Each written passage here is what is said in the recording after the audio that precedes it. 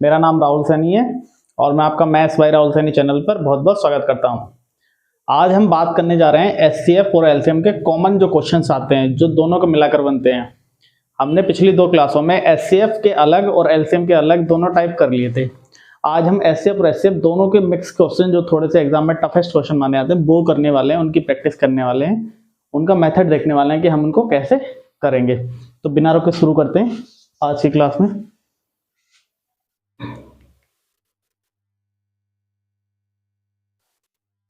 पहले मैं यहां कुछ बता देता हूं।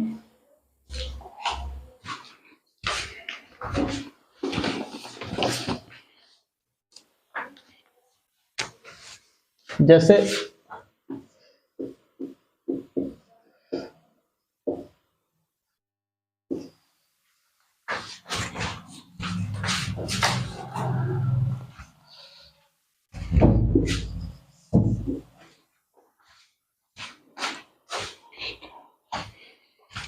तो आज जैसे ये एचसीएफ और एलसीएम में हमने कुछ चीजें पढ़ी थी बेसिक्स, पहले में हम वो देख लेते हैं। जैसे कोई भी दो नंबर लिए मैंने कहा एक नंबर है 12, एक नंबर है 16।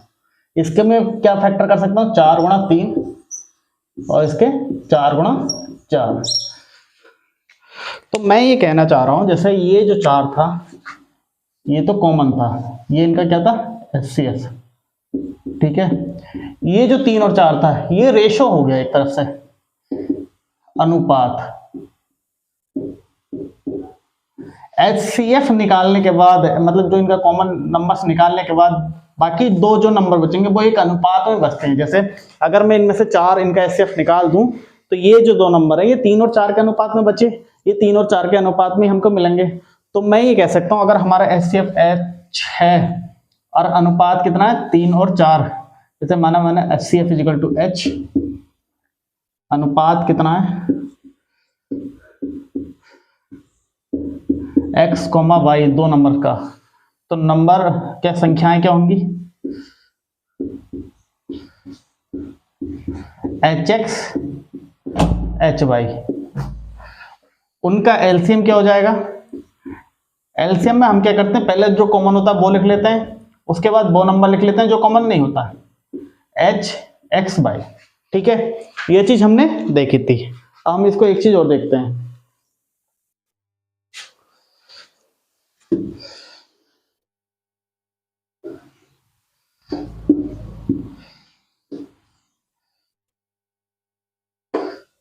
ये तो आप समझ ही गए। अब मैंने कहा पहला नंबर क्या है hx गुणा दूसरा नंबर क्या है hy, तो ये कितना हो गया h²x5, या फिर मैं इसको ये कह दूं h इंटू hx/, ठीक है।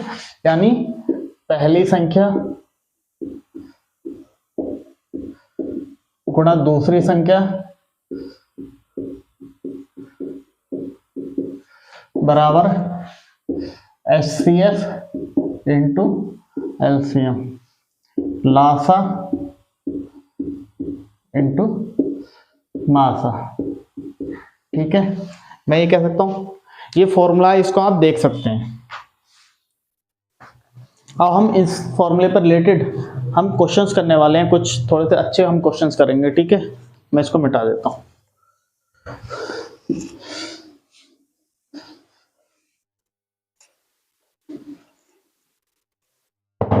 आज की क्लास ज्यादा बड़ी नहीं होगी, थोड़ी सी छोटी ही रहेगी।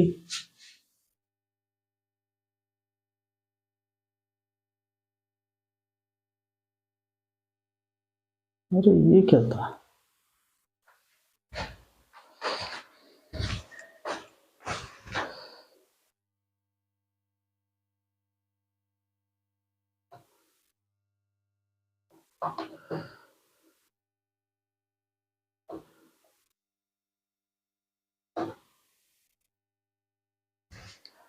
क्वेश्चंस में इसका पढ़ देता हूं। दो संख्याओं का लघुत्तम समापवर्त 2089 और उनका महत्तम समापवर्त 27 है। यदि उनमें से एक संख्या 189 हो तो दूसरी संख्या कितनी होगी, ठीक है। अच्छा, इसको भी निकालने का बड़ा आसान सा तरीका है। जैसे पहले तो मैं फॉर्मूला लिख लेता हूं, फर्स्ट गुणा second number is equal to HCF into LCM. मुझे पता है पहला नंबर मेरे को पता है कितना है, यदि मेरे से एक संख्या 189 है। सेकंड नंबर मुझे नहीं पता, एचसीएफ कितना 2079, एलसीएम कितना है वो सॉरी 27 गुणा 2079। मैं कुछ जानू ना जानू, मैं एक चीज ये जानता हूं, जैसे ये एचसीएफ है 27 है, मुझे पता है ये भी 27 का एक मल्टीपल होगा, ये भी 27 का एक मल्टीपल होगा, क्योंकि लासा जो है वो मासा का एक मल्टीपल होता ही है। जैसे 16 और 18 का सॉरी 16 और 12 का मैं मासा की बात करूं तो उनका मासा कितना होता है 4 और उनका लासा कितना 48। 48 4 से कट जाता है, 16 और 12 जो दो नंबर होते हैं वो भी उस 4 से कट जाते हैं, ठीक है।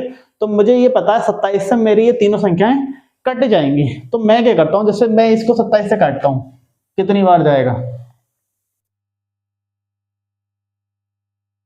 27 के 7 नहीं 23 ओ हाँ ऐसे तो कर लेते हैं ना, 2 अट्ठे 16 7 बार, 7 के साथ में 9 आता है लास्ट में, ठीक है 7 बार ये गया। अब मैं 7 से इसको काट देता हूं, 7 दूनी 14, 6 बचा हो गया 67, 7 दिन 63, 4 7 7 49, 27 गुणा 297। ये तो नहीं आना चाहिए था, कुछ तो गड़बड़ है।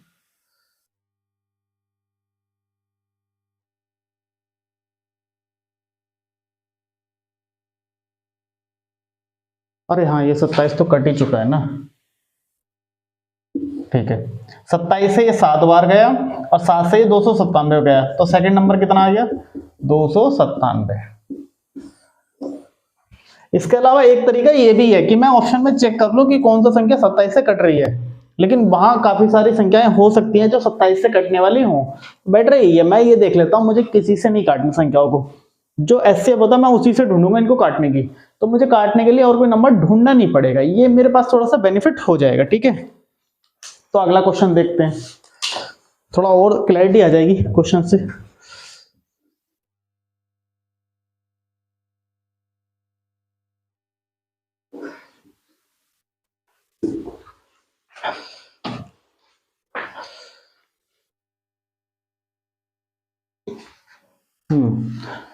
क्वेश्चंस में एक बार पढ़ देते हैं। दो संख्याओं के महत्तम समावर्तक और लघुत्तम समावर्तक क्रम से 12 और 240 हैं। यदि एक संख्या 24 है तो दूसरी क्या होगी? ऑप्शन बता देता हूं, 144, 228, 264, 120। वही फर्स्ट गुणा सेकंड एचसीएफ गुणा एलसीएम, 24 गुणा एक्स मान ली मैंने 12 240, 24 ढाई 240, एक्स इजिकल टू 120।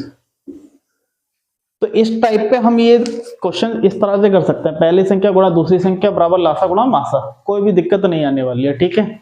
अगले क्वेश्चन पर चलते हैं।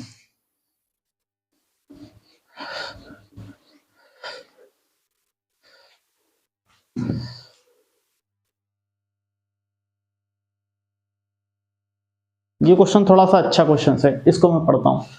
दो संख्याओं का महत्तम समावर्तक 21 और उनका लघुत्तम समावर्तक महत्तम समावर्तक का 221 गुना है। उन संख्याओं में से एक संख्या 200 और 300 के बीच है, तो दूसरी संख्या के अंकों का योग बताना है। क्वेश्चन बहुत ही सही है, ठीक है। अब हमें ये देखना है कि करते कैसे हैं। एक तो वही फॉर्मूला, पहली संख्या गुणा दूसरी संख्या, एचसीएफ गुणा एलसीएम, ठीक है। अच्छा मुझे ये देखना 200 और 300 के बीच में इसके मासा का कोई एक मल्टीपल चाहिए मुझे। मासा कितना है इसका 21, 21 के फैक्टर चाहिए मुझे 200 और 300 के बीच में कितने होते हैं। एक तो 210 हो गया और 21 टोके 84, 4 फैक्टर और आ जाएंगे, टोटल नंबर 5 फैक्टर ऐसे होंगे जो 200 से और 300 के बीच में 21 से कटेंगे, ठीक है।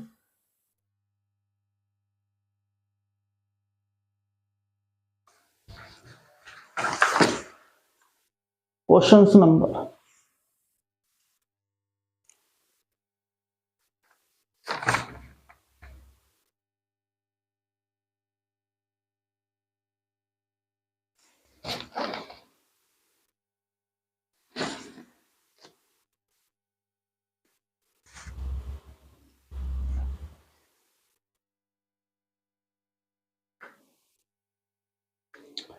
तो मैं ये कहना चाह रहा हूं, जैसे पहली संख्या क्या है इसकी नहीं पता, मुझे दूसरी भी अभी नहीं पता है, ठीक है। ऐसे अब कितना है 21, 21 गुणा 221 करेक्ट है। मैं ये कह रहा हूं 21 गुणा 21, 221 के मैं फैक्टर यहां पर करके देखता हूं क्या आएंगे।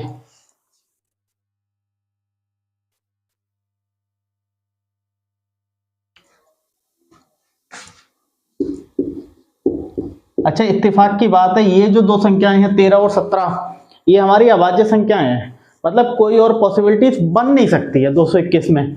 13 और 17 दोनों वही क्या कहते हैं प्राइम नंबर है, तो कोई और पॉसिबिलिटीज बनाने का हमारा मतलब और है नहीं चांस कि हम कोई और पॉसिबिलिटीज बना लें, ठीक है। तो मैं ये कह रहा हूं 21 गुणा 13 गुणा 21 गुणा 17, ठीक है। अब मुझे इनमें साफ दिख रहा है, इनमें कॉमन क्या आ सकता है 21 जो हमारा मासा है, ठीक है। पॉसिबिलिटीज यही बन सकती है, क्योंकि अगर ये प्राइम नंबर नहीं आते ना 17 और 13 इनमें से कोई भी एक नंबर प्राइम नंबर अगर नहीं आता तो हम सोच सकते थे कि कुछ और बन जाए, या फिर जैसे 21 किसका मल्टीपल है 3 और 7 का, 3 और 7 का कुछ और मल्टीपल यहाँ पे आ जाता 13 और 17 की जगह, तो भी हम सोच सकते थे कुछ और हो सकता।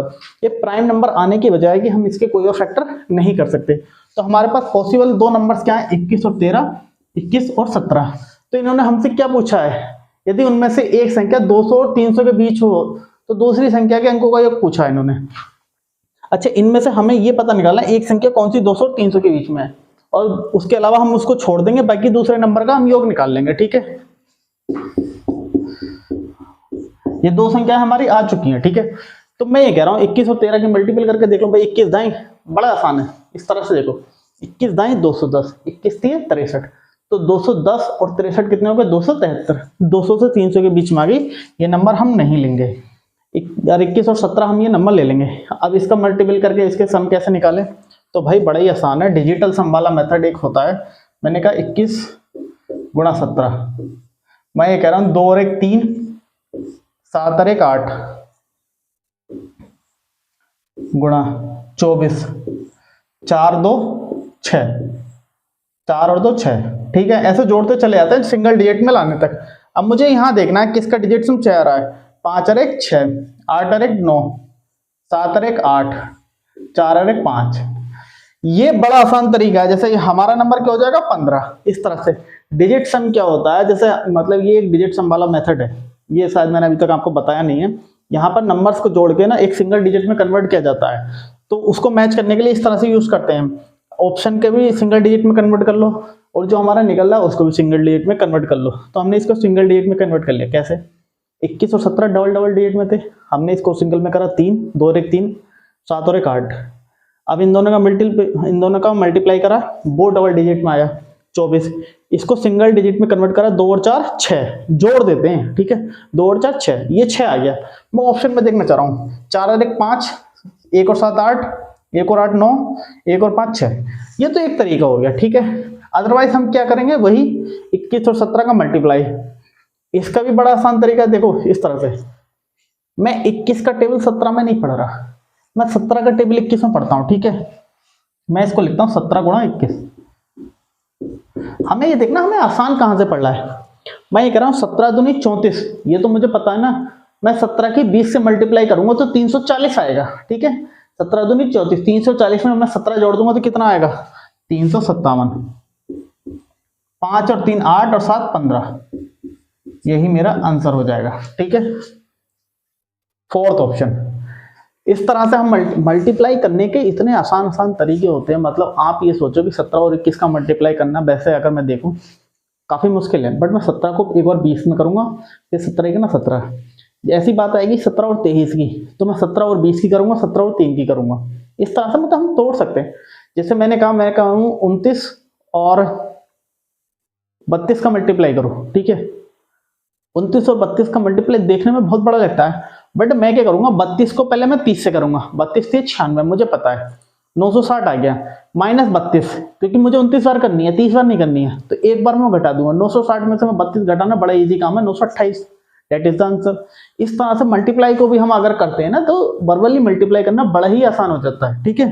तो इस तरह से आप इस क्वेश्चन को कर सकते हैं। क्वेश्चन काफी इजी है, इतना कोई खास मुश्किल है नहीं इस क्वेश्चन में करने के लिए। ठीक है, चलते हैं अगले क्वेश्चन की तरफ।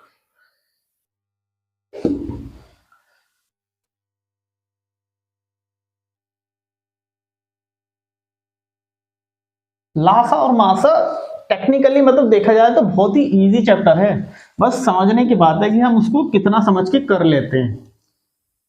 अगर दिमाग में नहीं आए ना तो यही क्वेश्चन काफी टाइम ले जाते हैं कि हम इसमें करें क्या। ठीक है, तो प्रैक्टिस करनी बहुत जरूरी है इन क्वेश्चंस पे। जैसे ये क्वेश्चन है, मैं इसको पढ़ देता हूं। मैं ये कह रहा हूं, दो संख्याओं के लघुत्तम समापवर्ती और महत्तम समापवर्ती का योग और उनके बीच का अंतर क्रम से 515 और 496 है। उनमें से एक संख्या 72 है तो दूसरी क्या होगी? ऑप्शन है हमारे 56, 64, 40 और 80। HCF plus LCM 515, HCF minus LCM 496। ठीक है, अच्छा मुझे ये नहीं दिख रहा कि मैं इसमें कुछ जोड़ू कुछ घटा लूं, एक जैसा निकाल के देख लूं। जैसे मैं ये करूं 500 496 में मैं 8 जोड़ूं तो कितना आएगा? 4, 9 जोड़ता हूं। हाँ, मैं इसमें प्लस 9 कर दूं, मैं इसमें माइनस 9 कर दूं तो सेम चीज आ जाएगी। वो सेम चीज क्या होगी? 515 में से मैंने 9 गया, नहीं आ रही ना, 6,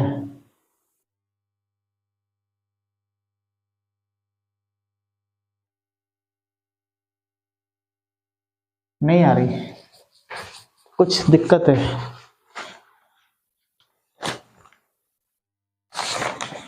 कुछ तो दिक्कत है। 512 है, मैं भी तो सोची क्या दिक्कत है। 512 है, ठीक है। ये क्वेश्चन से 512 है, मैं इसको 12 लिख लेता हूं। अब सही है, मैं इसमें 8 जोड़ देता हूं, मैं इसमें से 8 घटा देता हूं। मुझे देखने पर ऑब्जर्व चल रहा है ऐसे ये 12 ऊपर इस तरह से आप सोचिए, मैंने सेंटर मान लिया 500, ठीक है। मैंने 500 मान लिया, मैंने देखा 12 ऊपर है और 4 नीचे। 12 और 4 कितने हो गए? 16। 16 का मैंने आधा कर दिया 8, ठीक है। जब मैंने 8 कर दिया तो मैंने 8 इसमें जोड़ दिया, 8 इसमें से घटा दिया, तो जो नंबर्स होगा वो हमारा क्या आ जाएगा? सेंटर। तो कितना आया? 504, ठीक है।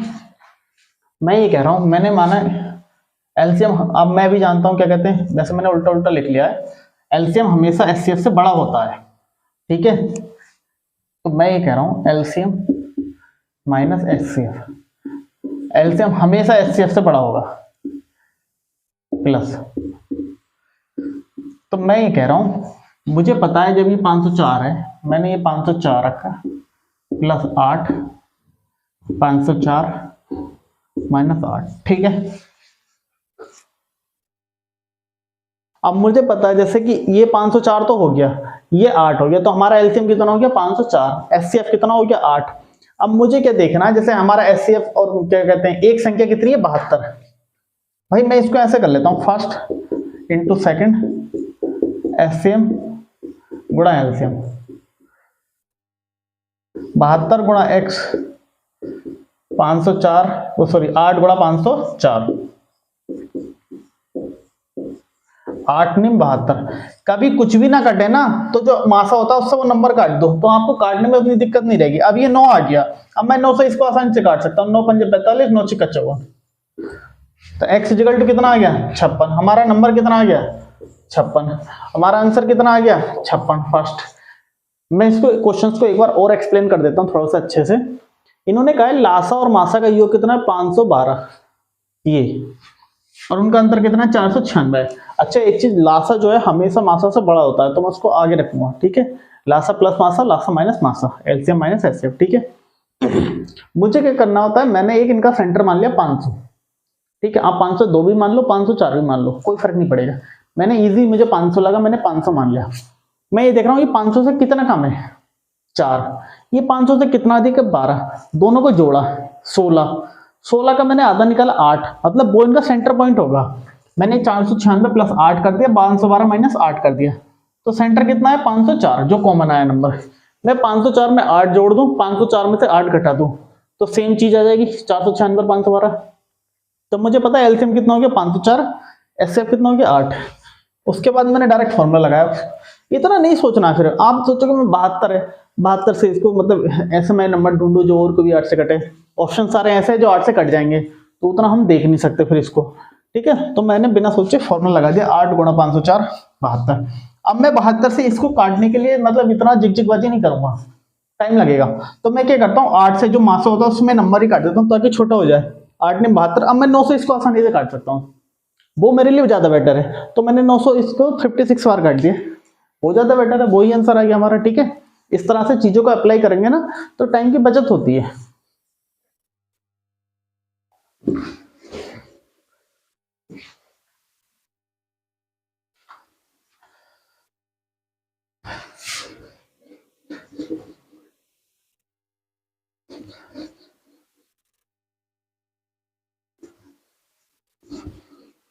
अगले क्वेश्चंस की तरफ चलते हैं आज।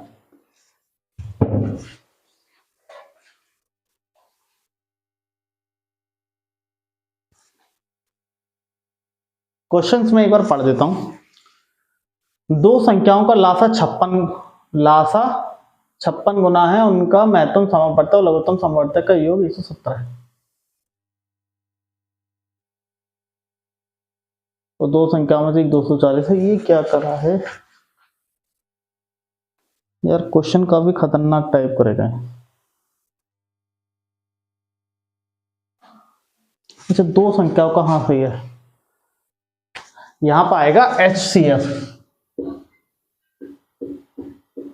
कहने का मतलब है दो संख्याओं का लासा HCF का 56 गुना है, यानी मासा का 56 गुना है। उनका महत्तम समापवर्तक और लघुत्तम समापवर्तक का योग जो है वो 1710 है। उनमें से एक संख्या कितनी है 240 है, तो दूसरी संख्या क्या होगी, ठीक है। ऑप्शन है 57, 171, 1680, 210, ठीक है, ये हमारे हैं। तो मैं क्या करता हूं, मुझे पता HCF कितना दे रखा है, वो सॉरी एक नंबर दे रखा है 240। HCF और LCM का योग मुझे दे रखा है, जैसे मैंने माना इस तरह से, देखिए HCF मैंने मान लिया X, LCM कितना हो गया 56X, भाई ये तो दिया है X और 56X, मैं दोनों को जोड़ देता हूं। 57X की वैल्यू मुझे कितनी दी गई है यहाँ पर 1710, दोनों का योग मुझे 57 से काटना है, ठीक है। मैं देख रहा हूँ 530 1500, ऐसा आइडिया लगाओ ना, सीधे सीधी बात है। 530 1500, यहाँ 210 फालतू है, यहाँ 7 फालतू है, और 7 से 30 बार जाएगा 200 बार, डायरेक्ट कितनी बार गया 30 बार। एक्स की वैल्यू कितनी आ गई 30, तो हमारा मासा कितना आ गया 30, लासा आ गया 56 गुणा 30। अच्छा एक चीज और देखिए आप, मुझे ये पता है मासा मेरा 30 आ गया, तो नंबर जो होगा वो 30 का कोई एक मल्टीपल होगा। मैं ये दो ऑप्शन काट दूंगा। अब 1680 और 210 में से मेरे पास कोई ऑप्शन एक बचता है, एक बचा मेरे पास 240, ठीक है। मैं डायरेक्ट ही कर लेता हूँ, जैसे 56 आया नंबर, मैं इस तरह से बताता हूँ आपको थोड़ा सा। HCF हो गया हमारा 30, LCM 30 गुणा 56, 56 के मैंने क्या करा फैक्टर कर लिए। फैक्टर ऐसे करूंगा कि 240 एक नंबर बन जाए, 8 गुणा 7। मुझे दिख रहा 30 8 240 होता है, एक नंबर 240 हो गया। 30 7 कितने होते हैं 210। This is the right answer. इस तरह से अगर मैं क्वेश्चंस को करना चाहूं तो बहुत ही आसान है, ठीक है। अगर मैं ये देखना चाह रहा हूं कि कहते हैं, अगर मैं इसको वैसे भी कर सकता हूं, पहला संख्या गुणा दूसरी संख्या, लासा गुणा मासा, इस तरह से ही मैं इसको कर सकता हूं। यहां पर रखूं एक संख्या 240 गुणा x इज इक्वल टू 30 गुणा 2, क्या कहते हैं 30 गुणा 56, इस तरह से रखूंगा, उसके बाद भी मैं आंसर आ जाऊंगा। अदरवाइज मैं थोड़ा सा स्मार्ट ट्रिक लगाऊंगा, एक 240 से दूसरी 210 हो जाएगी, 30 गुणा 8 गुणा 7, इस तरह से। ठीक है, इस तरह से हम क्वेश्चन को कर सकते हैं, बहुत ही ईजी है। कोई मतलब ऐसा नहीं है कि क्वेश्चन इतना डिफिकल्ट है या कुछ है।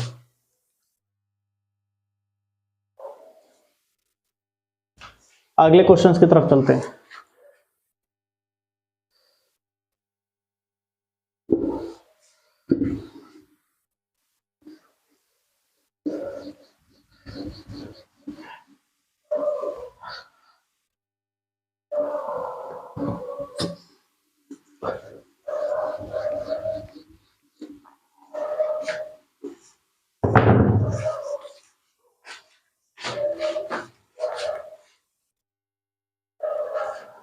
ये क्वेश्चन है, दो संख्याओं का अनुपात 7:11 है, उनका महत्तम समावर्त 28 है, तो दोनों संख्याओं के बीच का अंतर।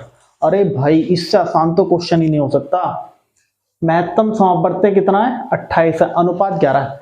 मैंने क्या कहा, वो दोनों संख्याएं क्या होंगी, मैं उनको उनके अनुपात से, एक संख्या क्या हो जाएगी 28 गुणा 7, 28 गुणा 11। मैं संख्या क्यों निकालूं, मैं इनका अंतर देखता हूं 4।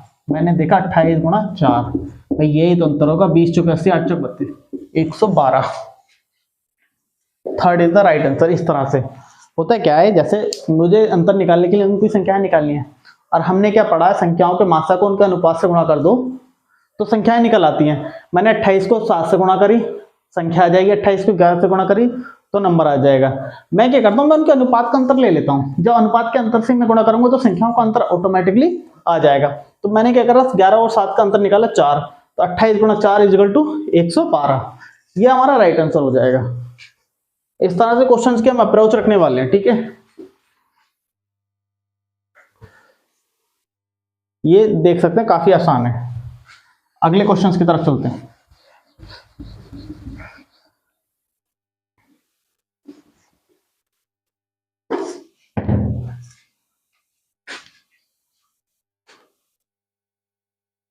ये क्वेश्चन और भी ज्यादा अच्छा है, बहुत ही अच्छा क्वेश्चन है।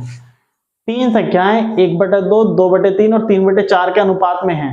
यदि सबसे बड़ी संख्या और सबसे छोटी संख्या का अंतर कितना, 33, तो तीनों संख्याओं का महत्तम सामर्थ्य कितना होगा। इससे आसान क्वेश्चन नहीं है। ऑप्शन है इसके 9, 5, 13, 11। करेक्ट है। अच्छा, हमने पिछली क्लास में जो महत्तम सामर्थ्य की हमने क्लास करी होगी, हमने उसमें एक चीज पढ़ी थी। वो चीज क्या थी, मैंने कहा तीन संख्याएं हैं, मुझे उनका जो मासा निकाला उनमें से किन्हीं भी दो संख्याओं का अंतर निकाल लूं तो मासा क्या होगा। या तो वो उनका अंतर होगा या अंतर का कोई फैक्टर होगा, गुणनखंड होगा। मैंने यही तो कहा था, अंतर हो ये निश्चित नहीं है, लेकिन अंतर नहीं होगा तो उसका कोई ना कोई एक गुणनखंड जरूर होगा। मैं ये बात आपको बता चुका हूं। ठीक है, तो एक्स और वाई और जेड तीन नंबर हैं, यहां पर तीन नहीं है, दो हैं। ठीक है, दो में ये पॉसिबिलिटीज है। जैसे मैंने कहा, एक संख्या मैंने 10 ले ली, एक 15 ले ली, इनका अंतर कितना, 5, तो वो मासा या तो 5 होगा, ये इसका कोई गुणनखंड होगा। चलो, ये तो आसान वाली चीज है। और एक चीज सोचिए, मैं 15 और 25 ले लेता हूं, मुझे इनका मासा निकालना है। मैंने इनका अंतर निकाला 10। अब मासा 10 हो जरूरी ये नहीं है, 10 का कोई फैक्टर होगा ये जरूरी है। तो इनका जो मासा होगा एक तो 10 से बड़ा नहीं होगा और 10 का कोई एक फैक्टर होगा। ठीक है, ये चीज मैं आपको समझाना चाह रहा हूं। ठीक है, अब इन्होंने यहां पर क्या कहा है, इन दोनों संख्या, सबसे छोटी संख्या का वो क्या कहते हैं, मासा कितना है, 33 है। सबसे बड़ी और सबसे छोटी संख्या का अंतर कितना, 33 है। तो मैं ये कहना चाह रहा हूं, जरूरी नहीं है इनका मासा जो है 33 होगा, बट वो 33 का कोई एक फैक्टर तो होगा। ठीक है, 33 का कोई एक फैक्टर होगा। अब मैं ऑप्शन पे ध्यान दूं, अगर मैं ऑप्शन पे ध्यान दूं, 9, 5, 13 और 11 में से 33 का एक फैक्टर क्या है, 11। इस क्वेश्चन के लिए मुझे पेन चलाने की भी जरूरत नहीं है। इस तरह से अगर मैं दिमाग लगाऊंगा ना, अंतर वाला जितना खेल है, आप अंतर लेके जितना मासा निकालेंगे वो उतना ज्यादा इजी हो जाता है। अंतर से आप करिए, उतना आपको मतलब बहुत ही ज्यादा बेनिफिट देगी ये चीज।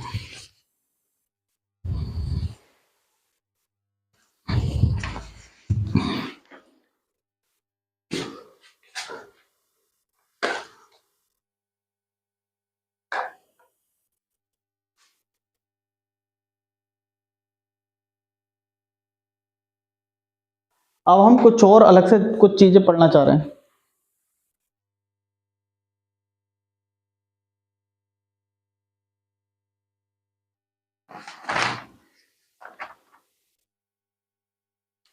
जैसे एक अलग तरह के क्वेश्चंस और आते हैं, वो मैं आपको बता देता हूं। ये एक क्वेश्चन में लिखवाता हूं। एक क्वेश्चन है 2 की पावर 75 प्लस 1,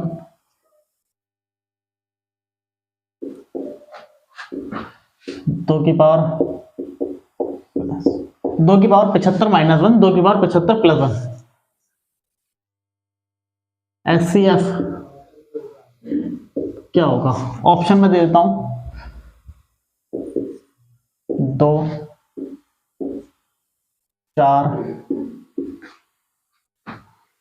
2 की पावर 75,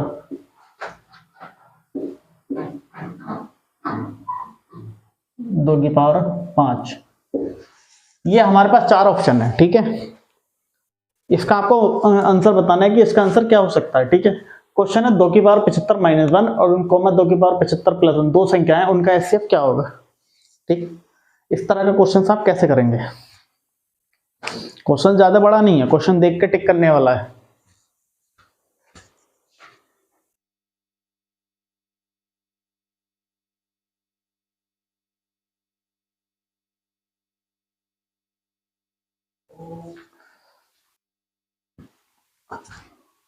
अच्छा, मैंने ना आपको अभी एक चीज समझाई थी। किन्हीं भी दो संख्याओं का जो मासा होता है, जैसे x और y है, या मासा जो होता है, किन्हीं भी दो संख्याओं का मासा होता है, वो उनके अंतर से बड़ा नहीं होता। जैसे मैं 15 और 25 अभी मैंने लिया, इनका मासा 10 से बड़ा नहीं होगा, या 20 और 25 ले लूं, इनका मासा 5 से बड़ा नहीं होगा, ठीक है। 5 से बड़ा नहीं होगा। अरे मैं ये कह रहा हूं 2 की पावर 75 माइनस 1 और 2 की पावर 75 प्लस 1 में अंतर कितना है? 2। मैं इसमें से इसे घटाऊंगा तो कितना आएगा? 2। तो हमारा मासा 2 से बड़ा हो सकता है क्या? नहीं। तो हमारा आंसर कितना हो जाएगा? 2। इस तरह के क्वेश्चंस को इस तरह से डील करेंगे। बाकी इसमें और कुछ नहीं है, देख के टिक करने वाला क्वेश्चन है, ठीक है।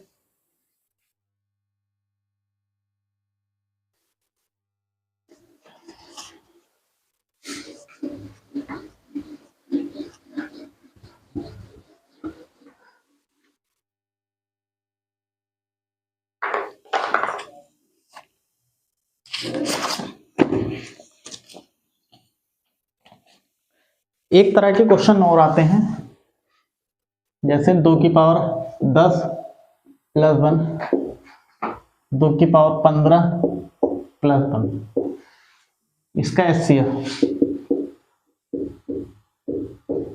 मैं बता देता हूं डायरेक्ट एचसीएफ कैसे निकालते हैं।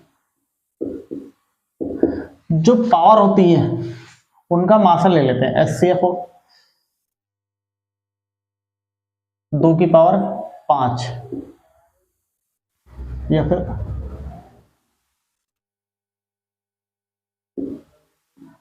एचसीएफ हो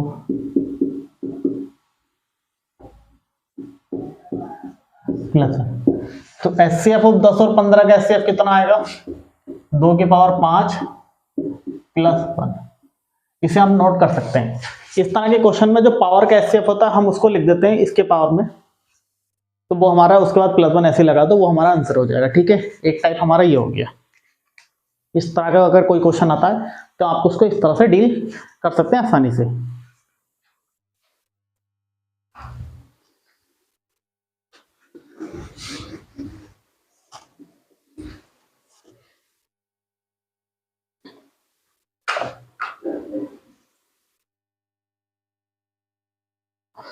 एक टाइप का क्वेश्चन और आता है, मैंने कहा 3 की पावर 334 333,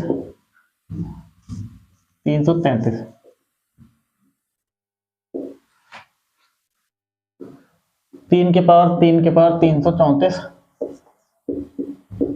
इसमें आप नोट कर लीजिए, जो इसका एचसीएफ होता है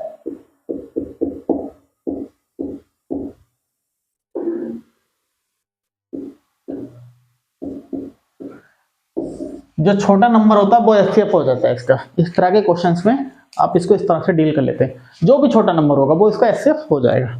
तो आज हमारा एचसीएफ और एलसीएम के लगभग हमने सारे क्वेश्चंस कवर कर लिए हैं। ये हमारा 3 क्लासों में एचसीएफ और एलसीएम हमने इसके सारे पैटर्न कवर कर लिए हैं, सारे कॉन्सेप्ट कवर कर लिए हैं, और इसके मोस्ट इंपोर्टेंट क्वेश्चन जो प्रीवियस ईयर में आए हुए हैं, सीजीएल मेंस तक के क्वेश्चन हमने इनमें करे हैं।